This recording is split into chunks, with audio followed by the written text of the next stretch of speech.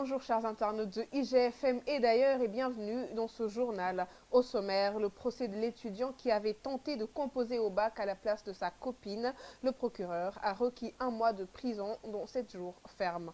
Covid-19 au Sénégal, la courbe des infections remonte, 18 décès rapportés ce jeudi, on fera le bilan du jour. Et puis nous irons à Ziguinchor où cette situation pandémique devient de plus en plus inquiétante. Tout de suite, le développement.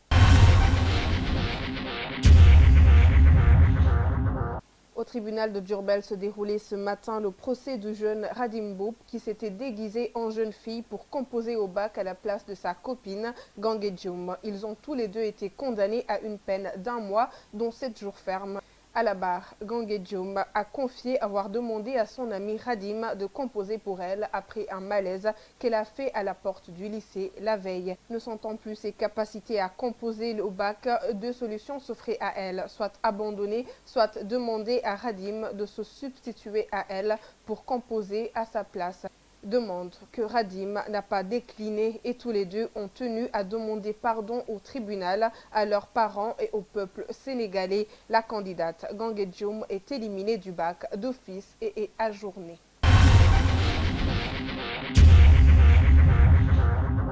« 18 décès enregistrés ce mercredi, 64 cas graves en réanimation, le point du jour de la pandémie Covid-19 au Sénégal de ce jeudi 5 août 2021.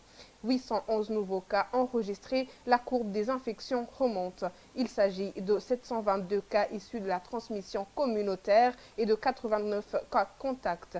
422 patients ont été testés négatifs et déclarés guéris. À ce jour, le Sénégal a enregistré 65 333 cas positifs à la Covid-19, dont 49 234 guéris et 1441 décès. 14 657 personnes sont sous traitement.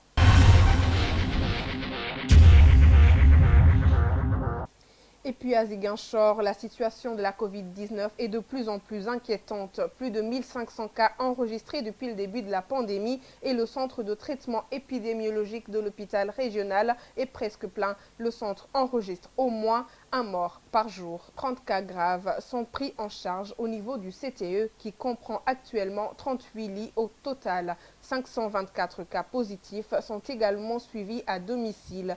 Ousseynou Bernard Diatta, le point focal régional du programme élargi de vaccination de Ziguinchor, appelle les populations au respect strict des mesures barrières au moment où celles-ci sont à ce jour foulées aux pieds même dans les lieux publics.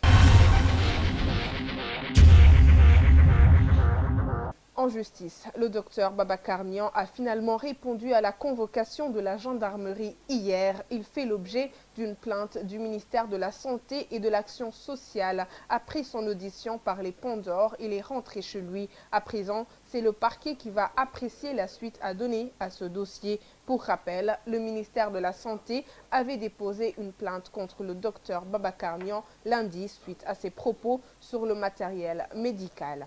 Du matériel public est vendu aux structures sanitaires du privé, affirmait le patron de Souma Assistance dans l'émission Le Jury du dimanche.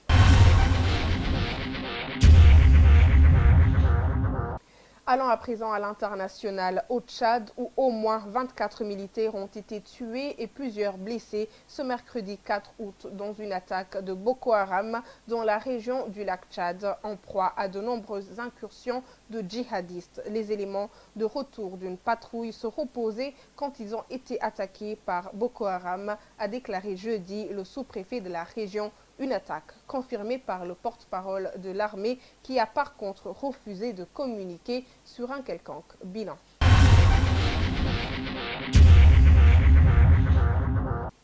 Merci chers internautes d'avoir suivi ce journal. On se retrouve demain sur www.igfm.sl.